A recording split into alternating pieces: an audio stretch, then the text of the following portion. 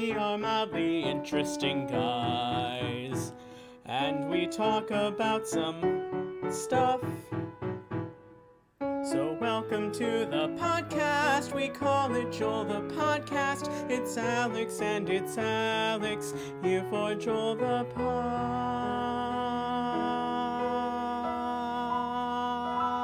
Podcast. Bzz. Hello everybody, I'm Alex. And I'm Alex. And this is our podcast, Joel. Attempt number 1. Welcome to episode 71 of Joel the Absolutely Podcast. Nothing has gone wrong during this episode so far. Yeah, I can't think of a single thing. So this is our second December episode of the year. No need to even think about that. Yep. I just know it off the top of my head. Exactly. So welcome back to December. First, I wanted to remind everyone that Nathan does not owe me $1.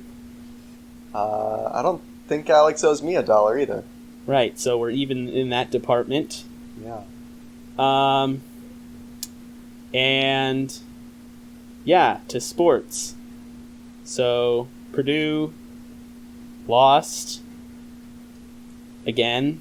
Yeah, it's not looking good for either of our predictions.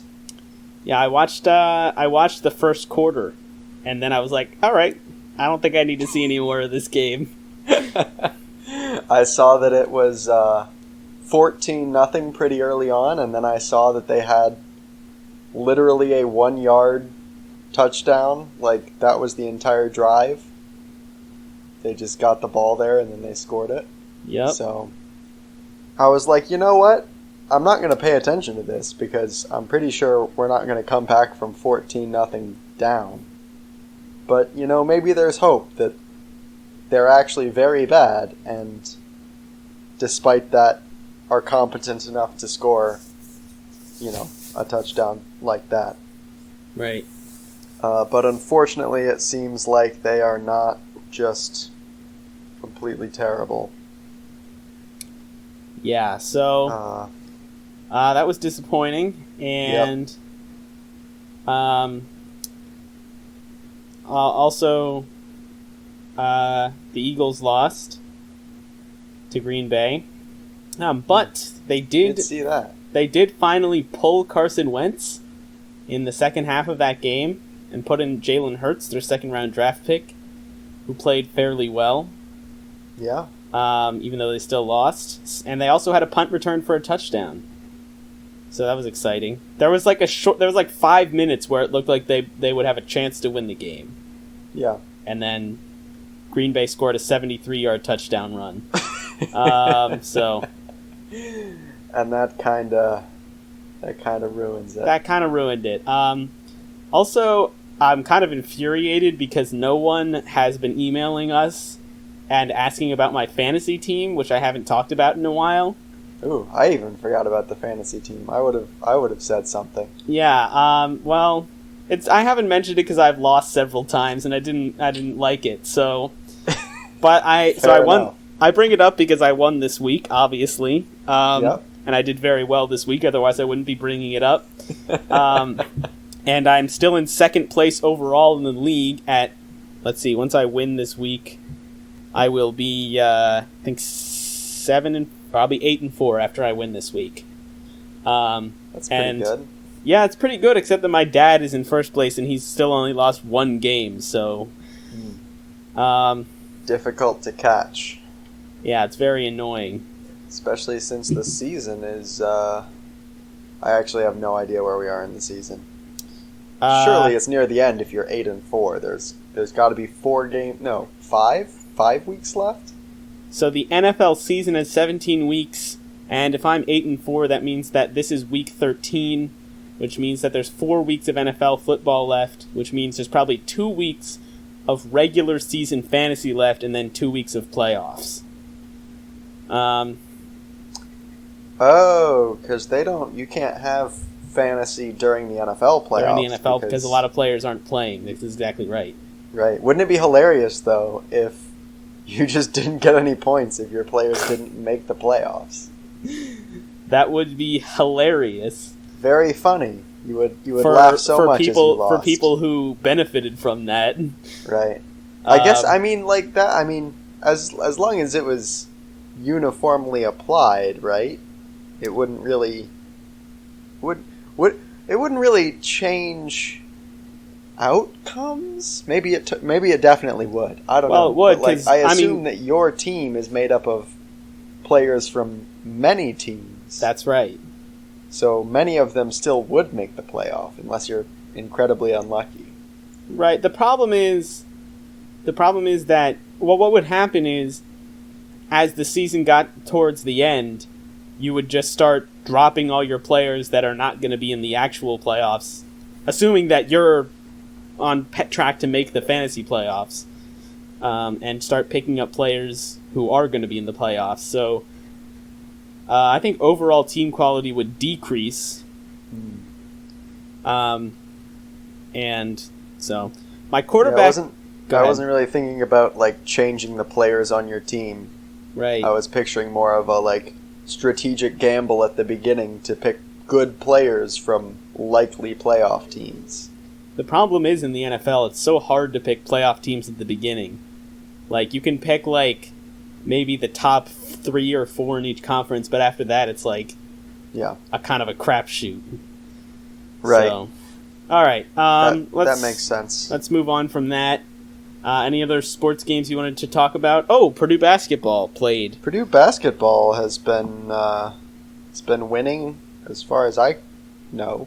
I watched their game against Valparaiso, or whatever they're called, and they won that game. It looks like they haven't played another game since then. So yeah, so they're 2-1. That's the only game they've played. Oh, 3-1. 3-1. How are they 3-1? 3-1. Well, they were 1-1 at the beginning, and now they've beaten Oakland and Valparaiso. Oh, they beat which aren't Oakland. very impressive wins, but Right. I'll take it. Yeah, so they're not losses, which is the important part. Right. So, probably a tough game coming up next against Miami. yeah. I have no idea what quality of basketball team Miami has, but I've certainly heard of them before, so they're probably... They usually have a Purdue's fairly level right decent now. team, I think. Okay. They're in... well, they haven't... They're 2-0 this season, so... That's pretty good.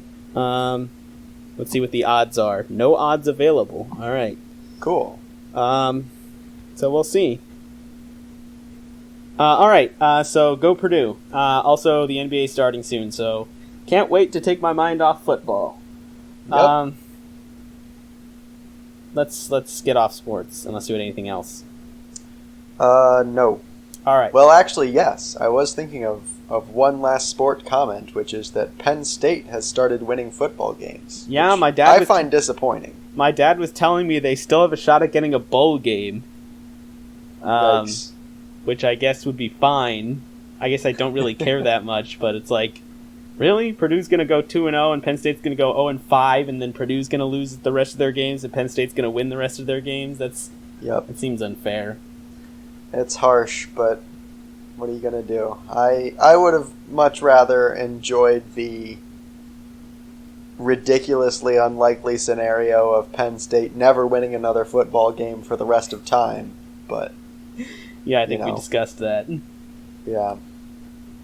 All right. That's all I had to say, though. I just wanted to express my disappointment at Penn State for starting to win. It was pretty funny when they didn't win. Let's take a moment to just boo Penn State. Boo! All right. Moment over. All right. Let's move on. I can only imagine all of our listeners booing at home. Yeah, well, it's probably going to be... if all of our listeners listened at the same time, it would be kind of loud, I would think.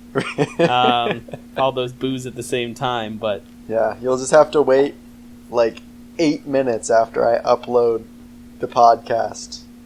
Just hear from the outdoors, the general rest of the world. A very quiet... Right. Okay, so... do we get any emails this week aside from the main one we're going to be talking about? We did. We got a very nice email from Cephalopod Master, of course. First of all, let me comment that he sent me a message shortly after I uploaded episode 68, which came out as of the recording last week, but as of the upload of this episode, probably a couple of weeks ago.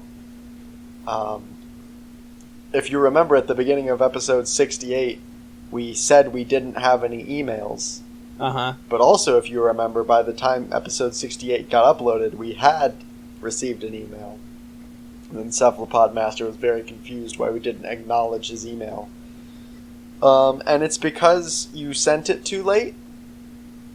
Yeah, So- the problem is, Cephalopod, is that you are ahead of when you're listening to this, it's a different time than when we recorded it.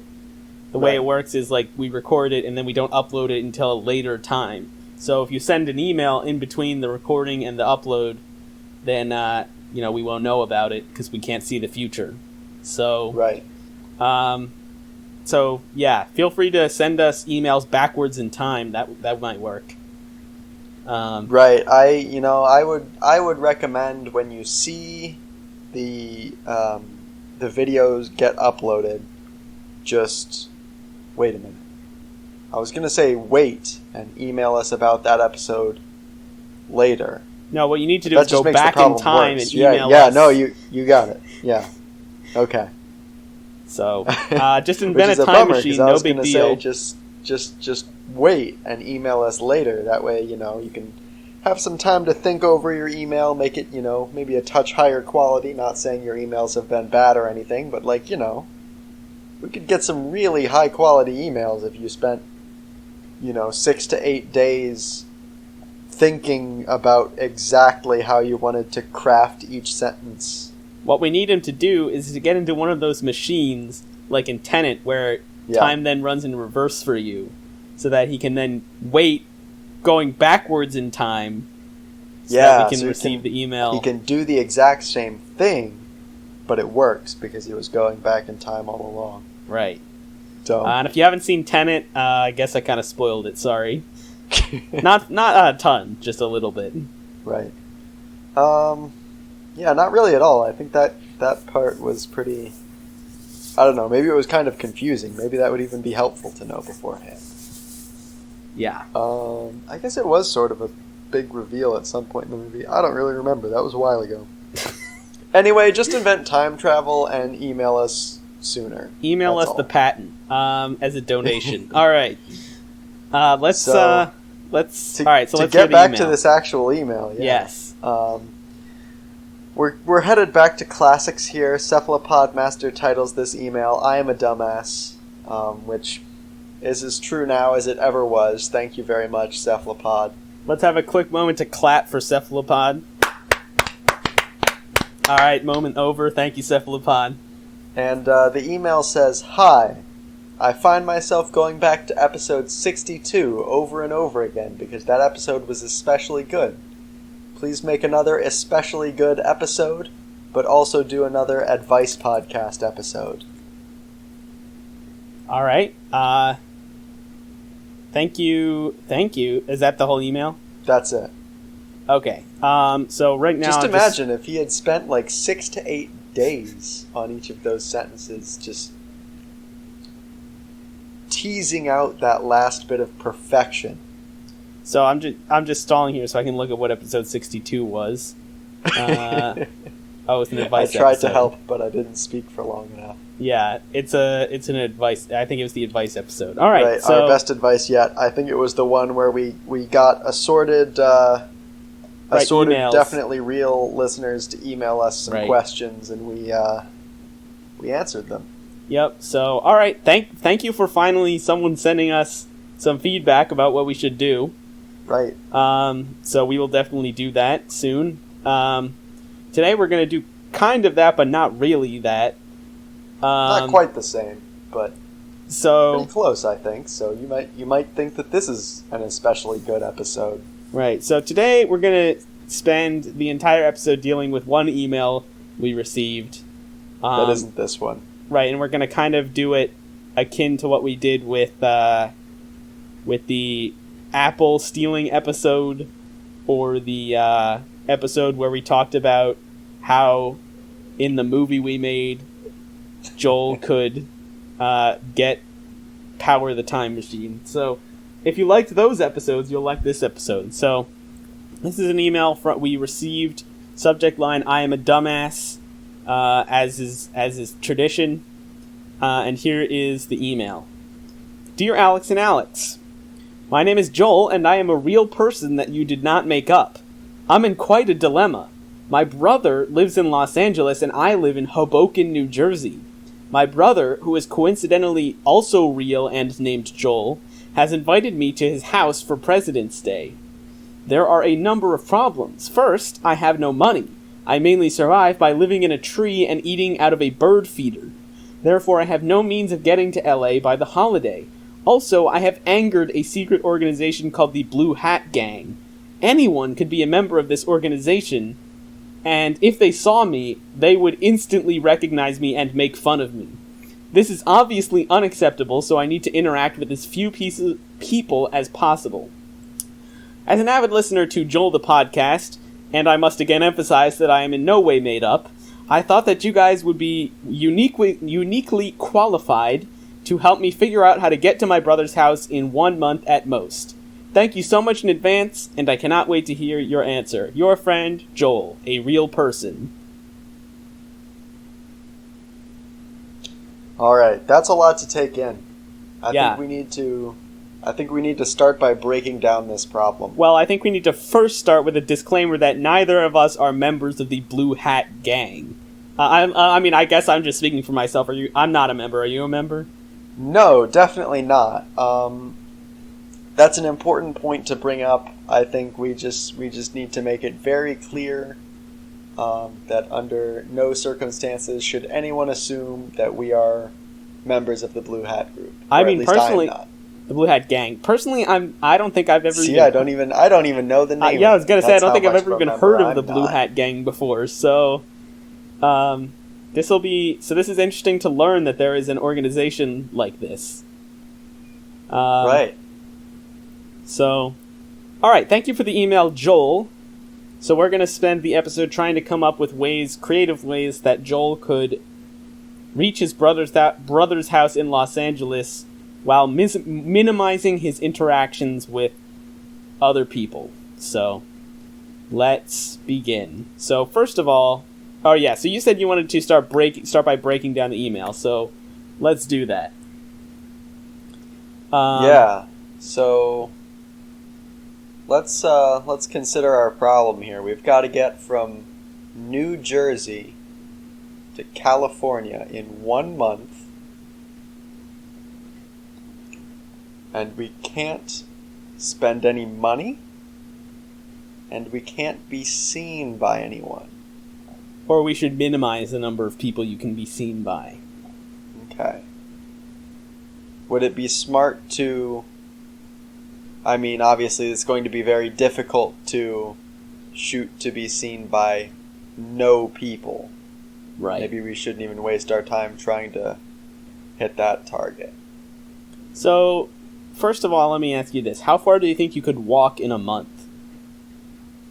I'm pretty sure you can walk that distance in a month.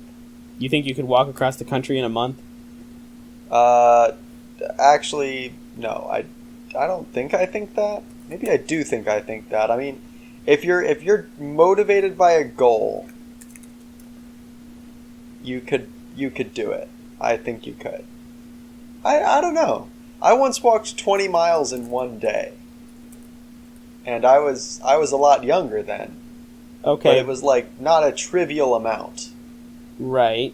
So I'm looking at Google Maps right now. And to walk from Hoboken to Los Angeles, it would take 912 hours.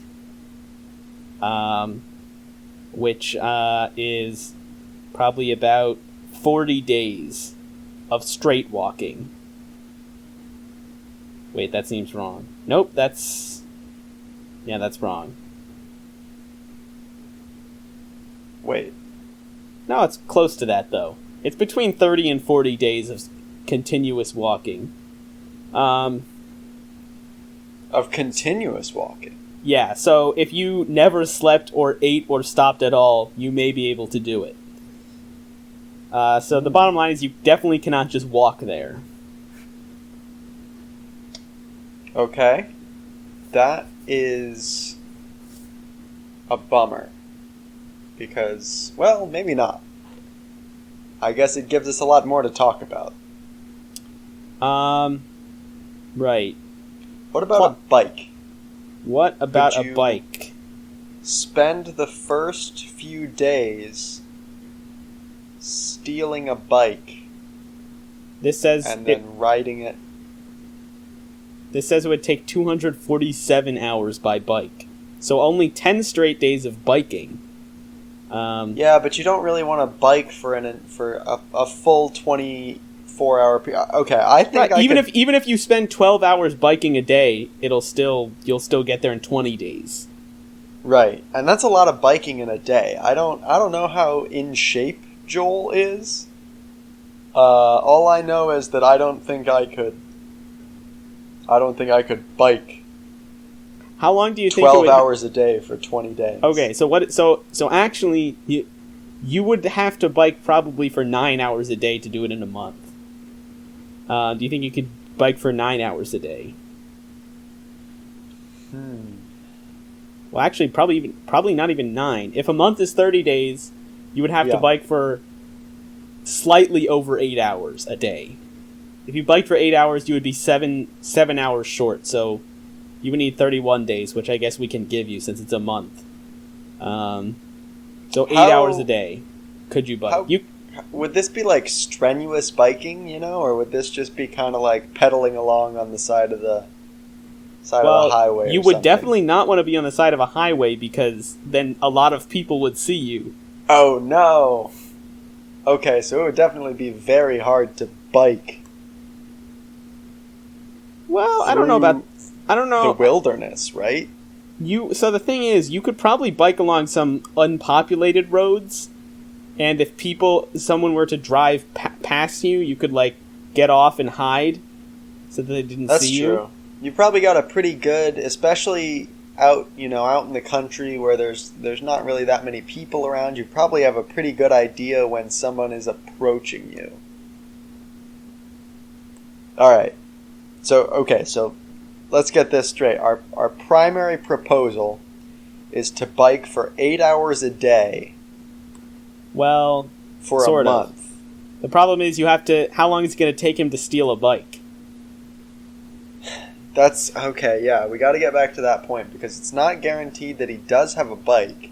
He definitely doesn't have a bike. He lives in a tree. Okay, he definitely doesn't have a bike and he also has no money. Right. So he has to steal the bike. If I were to need to steal a bike, I could do it on foot in about 3 hours. How would you go about doing it?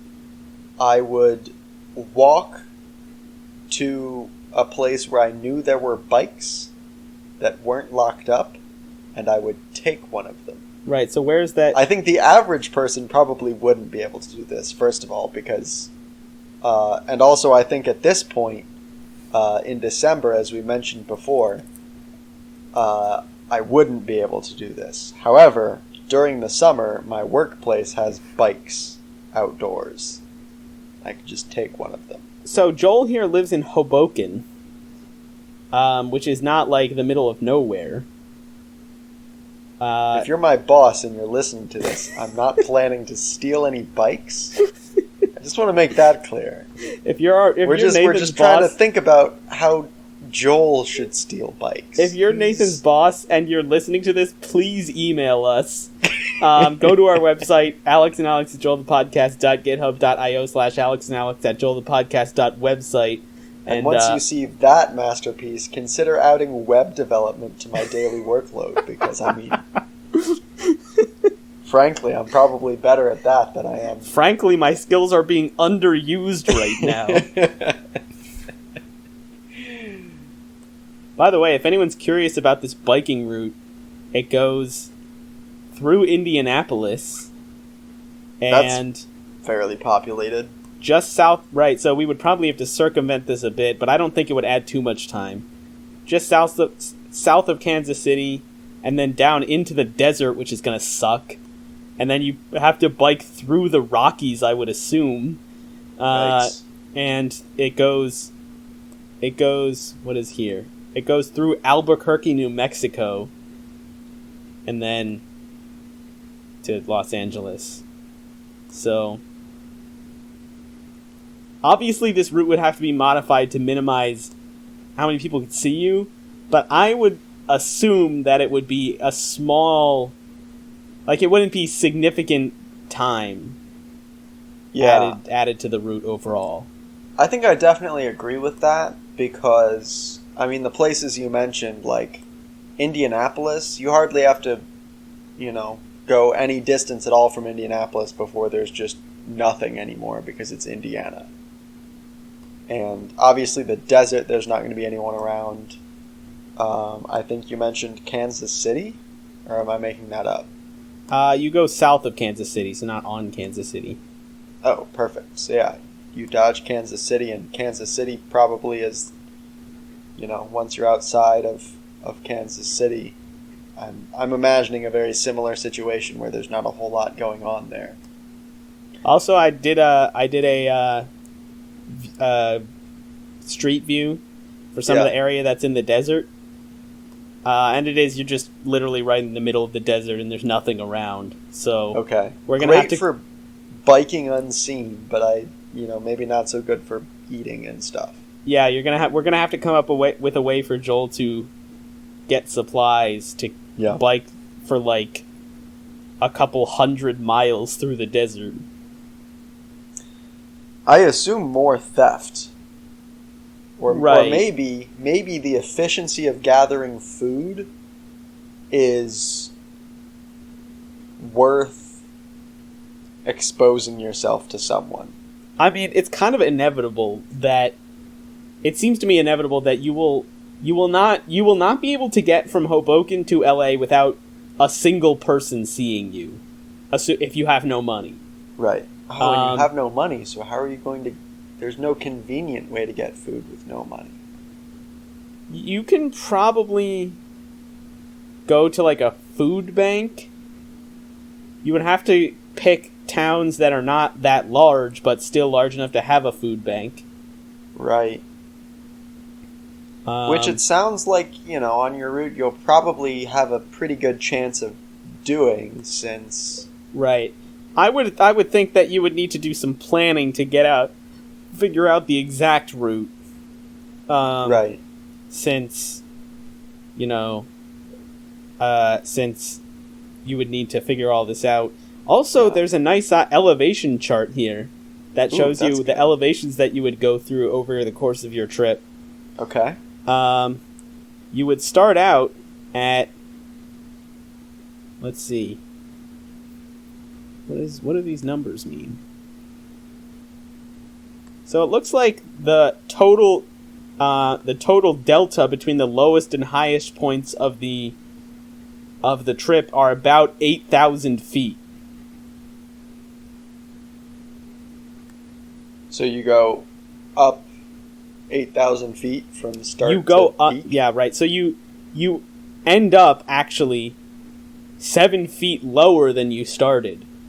But you need to go over some mountains, I think. So you end up...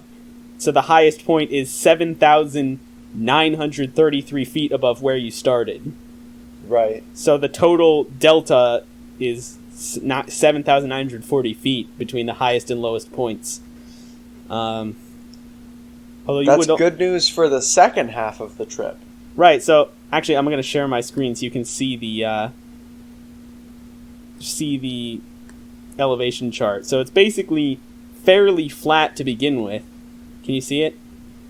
I can now, yeah. So it's fairly flat to begin with, and then it kind of ramps up as you get further west until it's pretty tall. Doesn't look like there's anything too steep here. And then there's a pretty steep downward, which I guess would help you.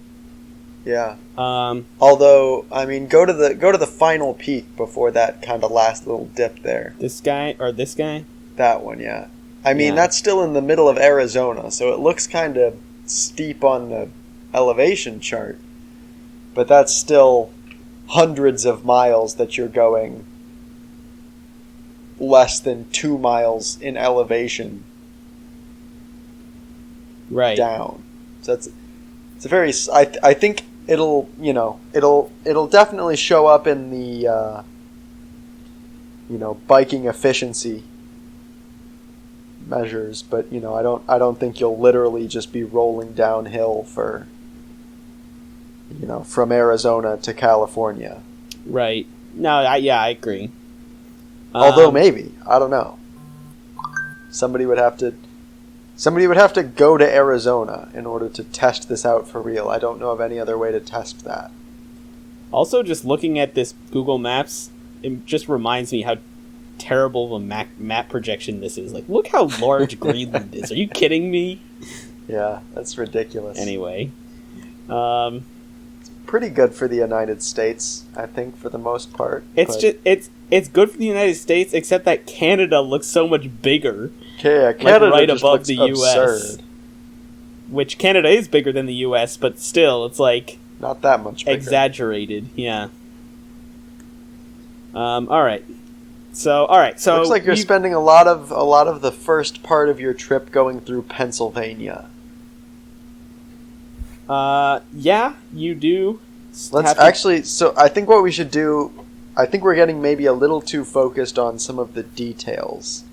I think maybe what we should do is break this down into a series of problems that Joel will need to overcome rather than trying to plan some sort of itinerary for his trip. You're absolutely right. So we've overcome the main problems thus far, which is the actual transportation of Joel from Hoboken to LA.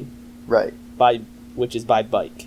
And yes. We assume that he has enough time in advance of the trip to plan out a route that will minimize his exposure while still allowing him to be near enough civilization to survive. I think that's a fair assumption. Okay. So, we also... So, we talked about bike stealing. I guess we never really came to a good conclusion. Wow, Hoboken is really close to New York. I did not know that. Wow, it's like right across literally across the river from Manhattan. All right, I didn't know that. So go ahead. I don't think it'll be difficult to steal a bike there. In fact, I think it might be easier to steal a bike there than it would be in many parts of the country. I think you're absolutely right. And the issue is that you want to minimize the amount of people who can see you when you do it, so right. I would find a park of some kind, maybe like this one that I'm seeing called Riverview Fisk Park. Yeah. Oh, what a view. Look at that. Yeah, you could just see Manhattan from the park, I guess. That's fascinating. But you would go to this park and hide out until you see like a bike that was left unattended. I mean, honestly, the thing is, you probably don't have to be that subtle about it.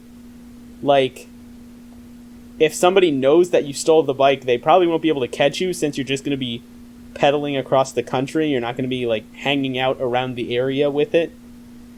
Right. I think you've got a pretty...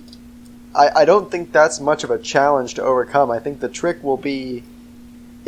finding the right circumstances. You certainly need to make sure you're not being seen. But other than that, I mean, I don't think we can give a whole lot of advice there. You really just need to execute that as effectively as possible. And in fact, I might even recommend trying to get a little bit away from the city before you steal the bike. It's probably easier to be stealthy through the city on foot.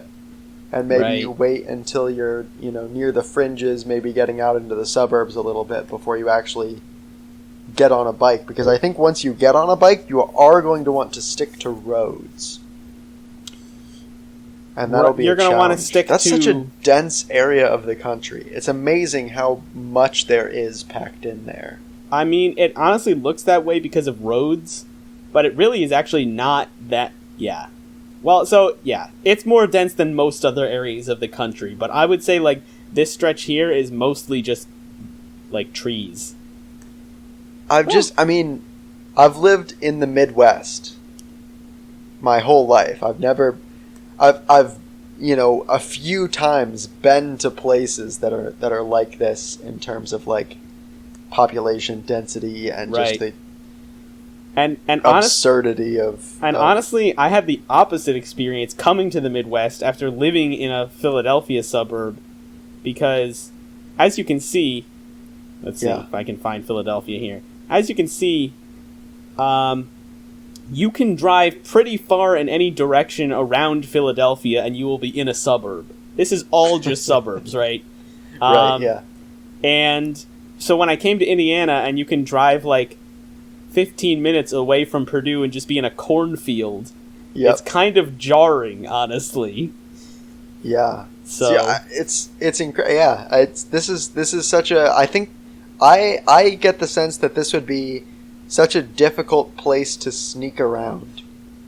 I think from what you've said, of course, that's not strictly true. I think it's certainly possible.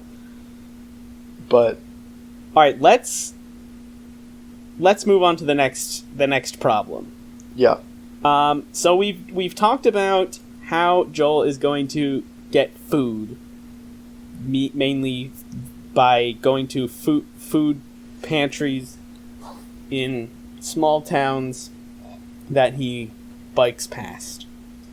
The thing is, Joel's definitely gonna still need like a water bottle for sure. Yep. He's gonna need. I mean, I guess he doesn't strictly need like a tent, strictly speaking, but if anyone were doing this for real, they would need a tent. And we know Joel is a real person, so I guess he does need a tent. Yeah. I would say at least a sleeping bag. And if you can get one of those tents that's like a single person tent that's maybe like 2 feet tall, kind of discreet. Right, because the thing is, I guess I was thinking about, like, you could say that you're doing this at the optimal time of year to do it, but he's established that he's trying to get there by President's Day. Right. So we know it's cold in the north, Right. at least. So he's definitely going to need a sleeping bag and probably also a tent in order to not freeze to death. Right. Yeah, especially in this first part of the trip. I think probably by the time he gets to the western half of the country. In the west, he's going to have the opposite problem. Yeah. You got to camp out in the desert without, like, getting too hot. Right. You'll want shade and water. Probably just repurpose his tent at that point to be kind of a canvas over him to block the sun. So let's think about how he could get a tent. Probably you're not going to be able to get a standard tent like you would go to a camping store and get. No, I think that's too risky. I think any sort of store, especially at the beginning of his trip, is going to be in such a populated area. Right. And you do need the supplies from the beginning. So my first thought is he currently lives in a tree. Would it be possible to take sticks and leaves from this tree and weave together some sort of, maybe not a tent per se, but a somewhat flexible mat covering? A somewhat flexible mat covering. By the way, this route goes by like 15 minutes from my house. Anyway, you could. I mean, okay. Here's a question then. Can you make it from Hoboken to your house without any sort of supplies whatsoever? And follow-up question: how sure are we that members of your family are not part of the Blue Hat Gang? Well, I'm not worried about that because in order to meet Joel on his route here, I would have to drive like 15 minutes from my house. So, my family would not need to know about it at all. Okay. But I don't think you could do this in one day from Hoboken to the Philadelphia suburbs here. That does seem like a stretch. It's like a 2.5 hour drive, so I imagine it would be more than one day. So here's my thought. We can see if there's any, like, I wonder if he could make it to the nearest campgrounds. Yeah.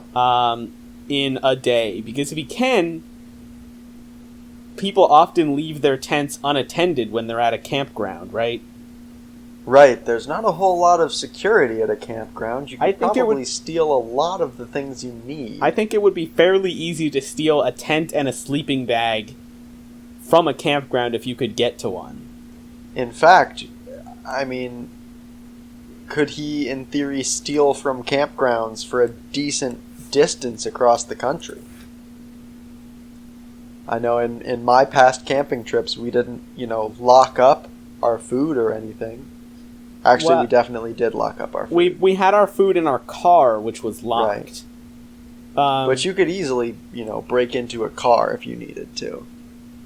Especially because people tend to not, hang around the campsites during the day. They're probably off doing something. Which is why they're camping in that location. Right. So I would say, so it looks like you can bike to the nearest camping area in a couple hours. So that's certainly a feasible option. Right. We'll have to add in a couple of hours initially for him to, on foot, get out of the city, and maybe an hour or two to actually steal a bike, although in such a dense area that may be an overestimate. So my thought is, I don't think that stealing from campsites is going to be a good method of getting food. Probably not very sustainable. Right. So, and I'm thinking that there will probably be stretches throughout this trip where there's just not a convenient food bank on the way. Right. So, is there any other way we could think of that Joel could get food in those? Not. It doesn't have to be like a something that can be used consistently, just every now and then when it's necessary. Right. We kind of need an assortment of ideas here, and unfortunately, this is for President's Day, so almost certainly there's not going to be crops growing that you can. Right. At least in the beginning of the trip, as we go to the warmer areas, there may be, but there may be. But you're right about that. So, Okay, so obviously various forms of theft have a lot of promise in terms of availability. Right. But you do run the risk of being seen. Yeah, theft is the not ideal option. I'm wondering if we can come up with something better than that. Right. Is it possible? I know we don't have a whole lot of time between now and President's Day, but is it possible to subtly change your diet to a point where you are able to digest grass? So I would guess probably not. I'm no expert on grass eating, but I would suspect that you would not be able to get the necessary nutrients just from grass. One thing that I think might be possible, though, at least at parts, would be some kind of foraging or trapping. You wouldn't really be able to hunt, but you might be able to set up some kind of rudimentary traps for squirrels or other small rabbits, things of that nature. You could likely sharpen a stick by dragging it behind you as you bike along. Right. You could probably fish in bodies of water that you come across. Yeah, it'll certainly be cold to start, but... Right, you're going to want to steal a lighter if you can from one of these campsites. Right. you're basically banking on the fact that I'm sure this is not the only campsite in the area, but every additional campsite he has to visit is, adding more and more time. So I think you maybe need to risk the first 1 to 3 days maybe going slightly out of your way to campsites, because I think that period of time you could, if forced, go without food. Here's what I think.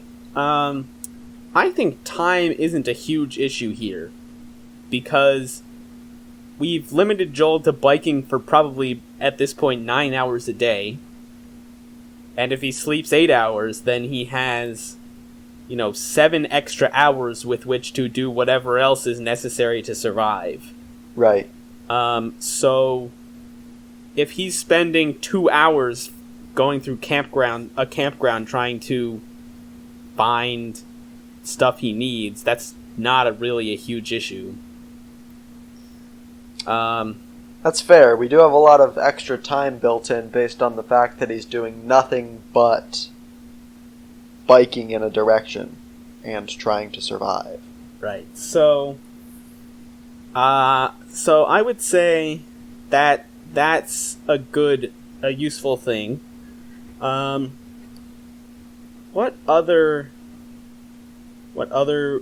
methods could he use to find food? It certainly seems like a reasonable... This is just another form of theft, really. But at truck stops in kind of very remote locations that you only really get to by driving on the interstate, that would be probably relatively low population and easy to just be strolling through the aisles and maybe just open up some food and put it in your pocket or something like that. Where you could pretty easily do that. So one thing I was going to suggest is if you do pass by, slightly denser population centers, if you can go through the trash at restaurants, there's probably a pretty good chance you can find, obviously it's not the most glamorous food option. Or sanitary, but you're biking across the country for President's Day, any risk is worth it. Yep. So, alright. So I think we've fairly well covered food. And we've talked about how he can get a tent and sleeping bag. Yep. And I think you could probably get a water bottle or something similar that way. So that's the survival aspect. So what else? I feel like one of the things we need to discuss is if he ends up being well prepared, as we've discussed, as far as supplies go, he may end up with a fair amount of extra time on his hands just resting. Right. So do we have any suggestions for what he might be able to do during that extra time? Let's see. I highly doubt that, despite the number of episodes we've managed to put out, I doubt that we have a month's worth of content to listen to just on our own. By the way, I just thought of this. I know Joel is a real person, so there's obviously some explanation for this. But Joel mentioned that he lives in a tree and has no money, so I'm curious how he listens to our podcast. It's a good point. Presumably he does have some possessions. Maybe he has, a phone that maybe he just has... Well, if he has no money, he couldn't pay Probably a phone just bill. piggybacks off somebody's Wi-Fi, whoever owns the bird feeder. He steals someone's Wi-Fi and uses his I assume, very old tablet to listen to our... Right. So, Joel, if you are preparing to go and you want to download all of our episodes, honestly, if you had to estimate, how many hours of content would you say we've put out by episode 71?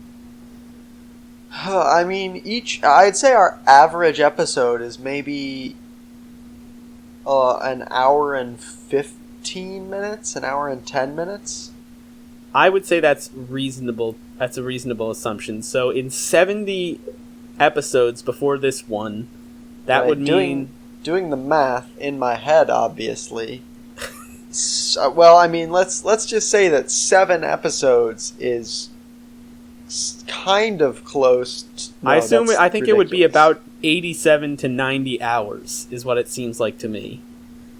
That seems like the right kind of ballpark. So I mean, honestly, that's not too bad. You could go for quite a bit of a month.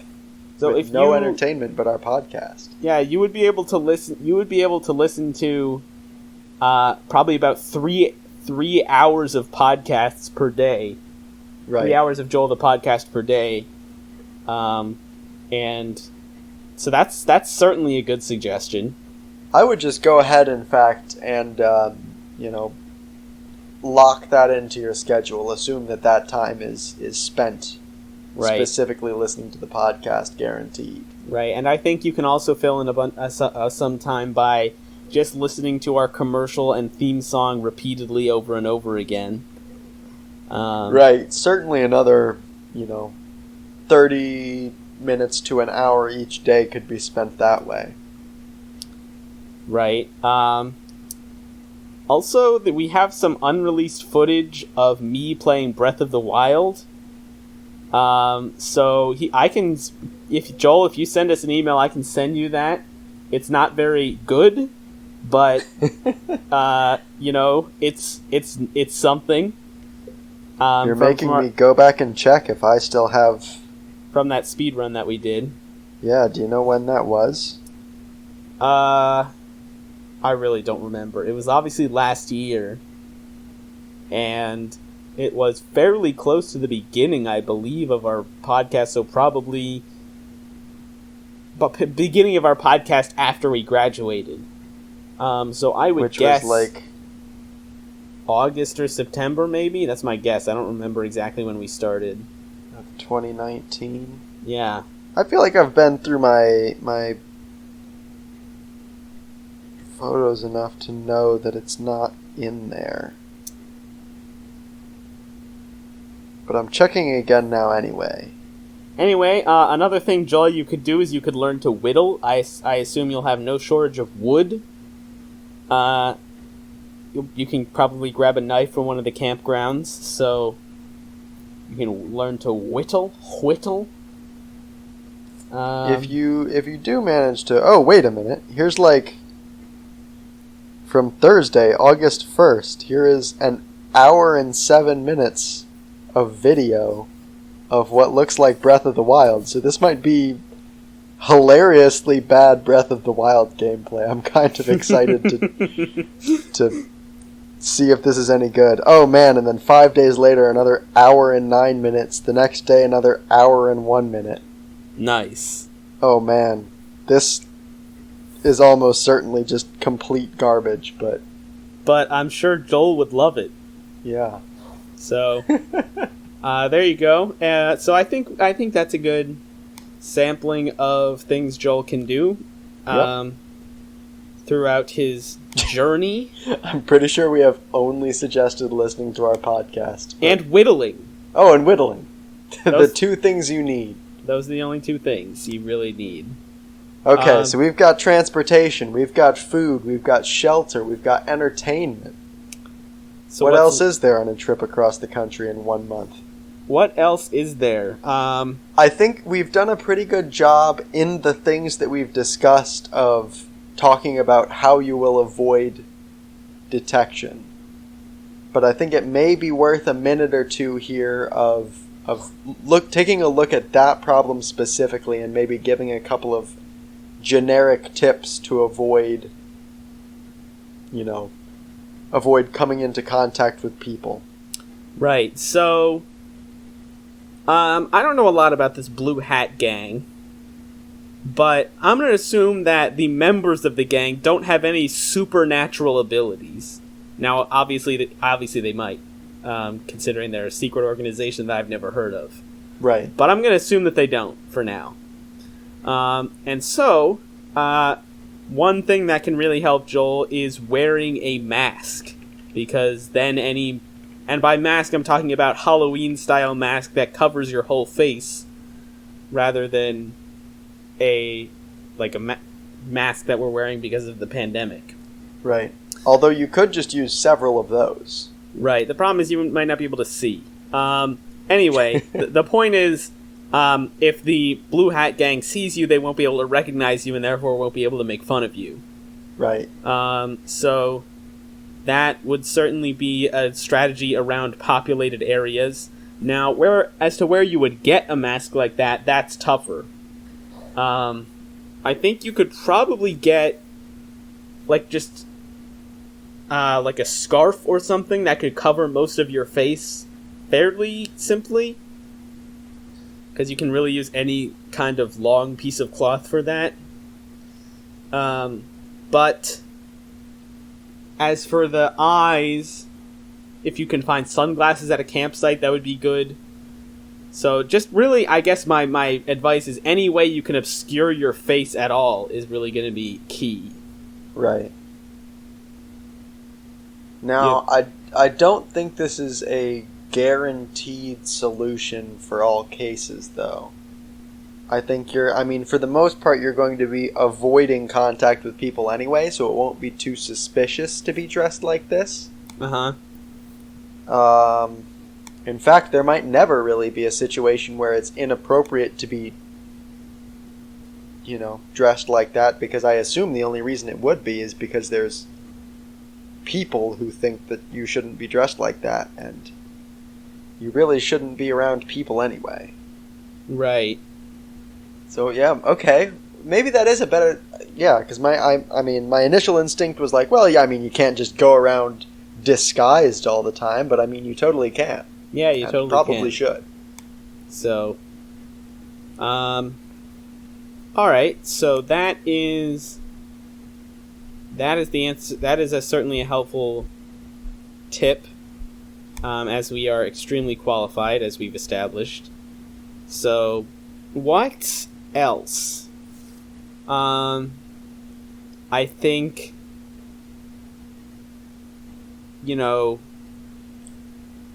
I don't know. I can't think of anything else. I will say that despite your disguise, I have to imagine that there's some sort of organized intelligence community within the Blue Hat Gang. I think it's maybe safe to assume that even if you do your best to avoid detection, are they actively looking for him? I don't know if that was ever really made clear. I'm wondering if... I was under the assumption from what he said that it was more like they know about him and they're keeping an eye out, but they're not, hunting him. Okay. That's the impression I got, at least. Sure. I think that's fair. I guess, you obviously want to, avoid drawing too much attention to yourself just in case they are, start to connect the dots of this mysterious masked person sighted in several locations across the country. Although, honestly, you should really be doing that anyway, because you don't want to be spotted. So, I don't know if that's really adding anything to the, to the plan here. I think we're just... At this point, we may just be reiterating, probably don't be seen by anybody, because that's what you're trying to avoid. That's my strategy for not being seen, is to just not be seen. Just don't be. Anytime you might be seen, just stop that, and don't. Yeah. All right. I think we did a pretty thorough job here.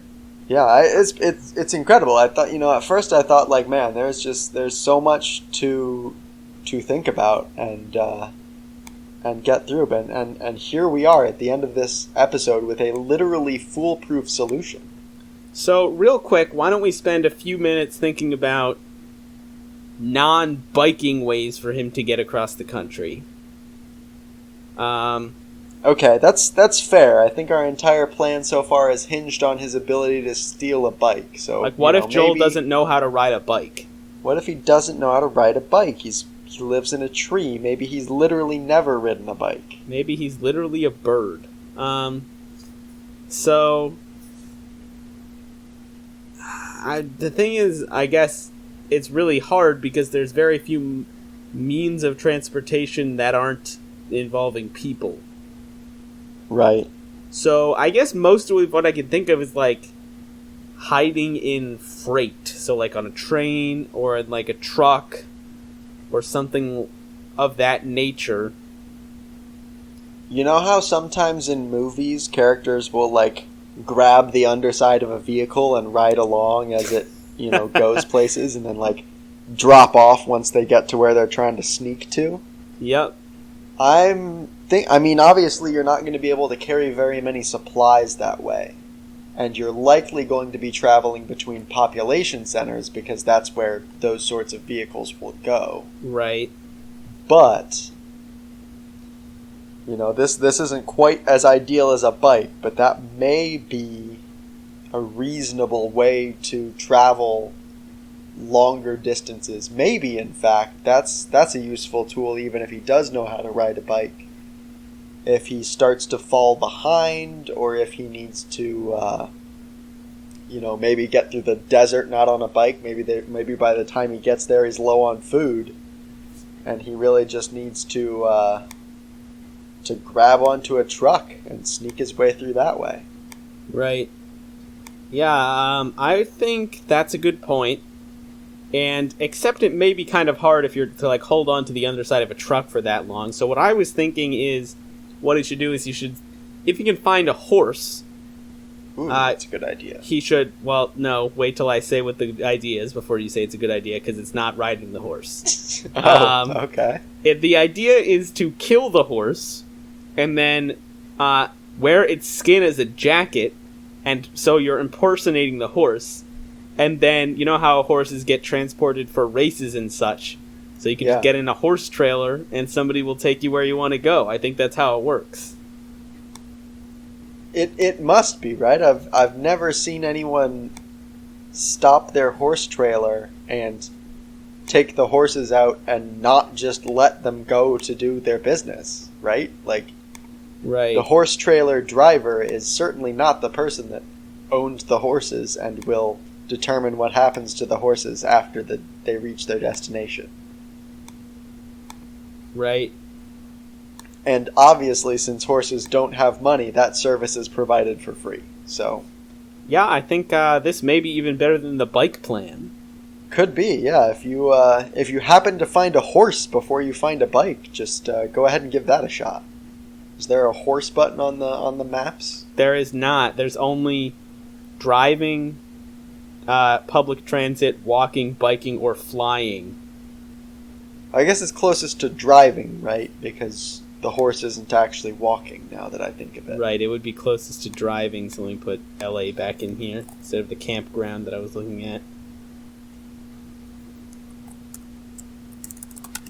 And so driving looks like it would take you... Hold on, it's loading. It's taking quite a while. 41 hours. So okay. This would be... And that actually seems to go a completely different route. Yes, you would travel mostly on the northern part, probably through Chicago, looks like here. Yeah. And then only start heading south once you got to the middle of the country.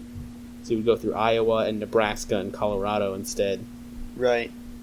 I mean, certainly cross-country there are multiple routes to consider, but if you are in a horse trailer, you might not have that level of fine control. Yeah. Cool.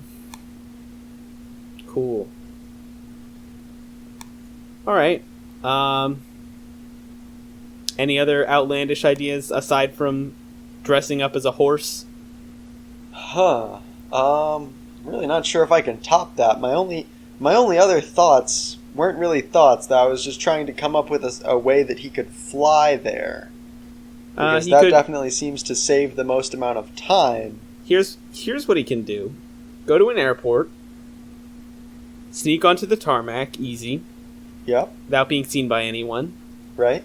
As the plane is taking off, run along, like, next to it. Right. And then, as it takes off, grab onto the landing gear.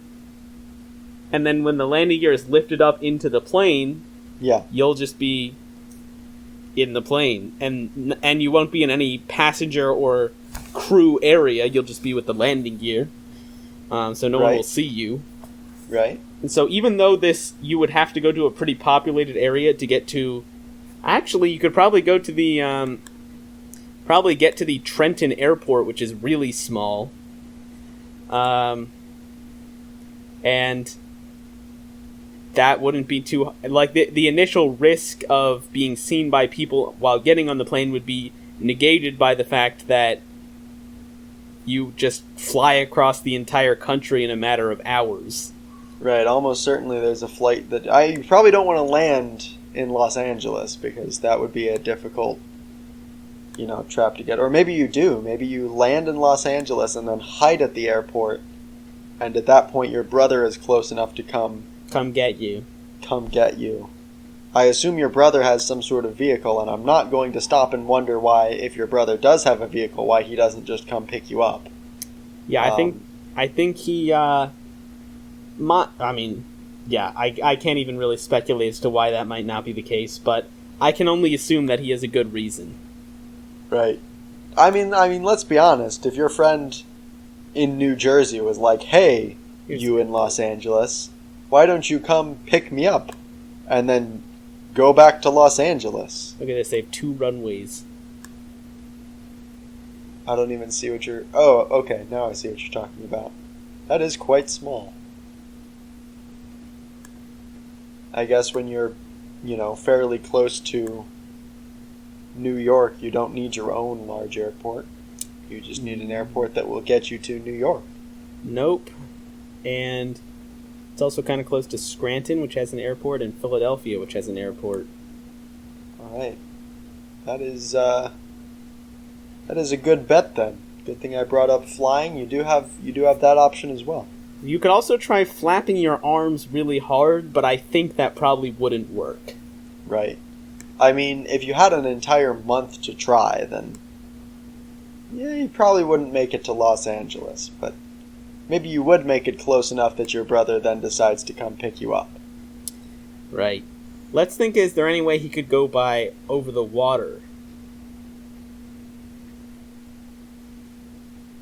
I think if he... So correct me if I'm wrong. Right. But I believe right off the coast of New Jersey is well known for large populations of whales. Yeah, I think you're absolutely right about that. Yeah, I mean, no need to fact check this whatsoever, but I'm pretty sure if you just go off the coast of New Jersey, you're essentially guaranteed to find whales. Right, I mean, there's one thing I know about whales, it's that they like to swim from New Jersey to Los Angeles. Considering we're experts on this subject, I don't think anyone can really question what we're saying here. No, as the authoritative New Jersey whale researcher, I'll go ahead and say that this may be the best plan of all, and we saved it till the end because honestly, if we started with it, there'd be nothing else to talk about.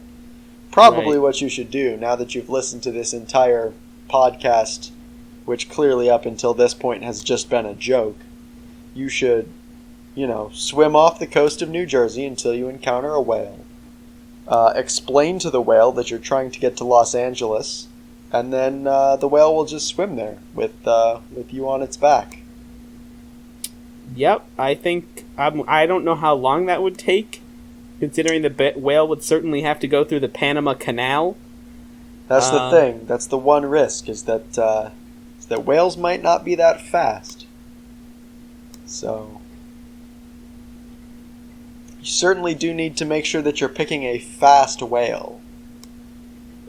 But out in the ocean on whaleback, there's little to no chance that you're spotted.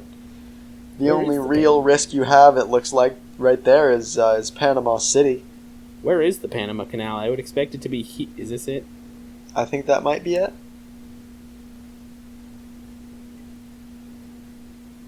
Yeah, this is it. It must be, right? Yeah. So, alright. So that's, that would be a fun trip and almost certainly would take too long, so. Alright, I think... And the good news then is if you're in the ocean, you can use the whale to hunt fish for you. You'll probably have to tread water as it, swims down to the depths to catch you fish, but, they tend to be pretty friendly, so... I was just thinking that you would be able to put your mouth against the whale's blowhole and breathe. Like, you wouldn't even need to stay above the water. Oh, yeah, that's definitely true. No reason to think about that too much. The way you said that. Oh, yeah, that's definitely true. So nonchalant. All right. I think Joel, we've thoroughly answered your question, and I think we're over an hour. Yep. So thanks for your question. If anyone else has questions like this or other questions that are not like this at all, please send us an email. As we mentioned, the email can be found on our website. So I think Joel, I look forward to hearing from you after President's Day to find out what exactly it was that you did to reunite with your brother Joel. And I do also want to throw in another addition to your previous statement of emailing us questions. I want to specifically target this one at Cephalopodmaster, who has requested us to do an advice episode. Send us questions. Send us questions from yourself, from your friends, from totally real people named Joel. You name it, we will answer it because we are certainly experts at whatever it is you're asking about. It's pretty cool that when you zoom out, it shows you where the sun is. Yeah, it is pretty cool. I'm on Google Earth for those who can't see, which is everyone. Yeah. So, all right. Thanks for listening, everybody.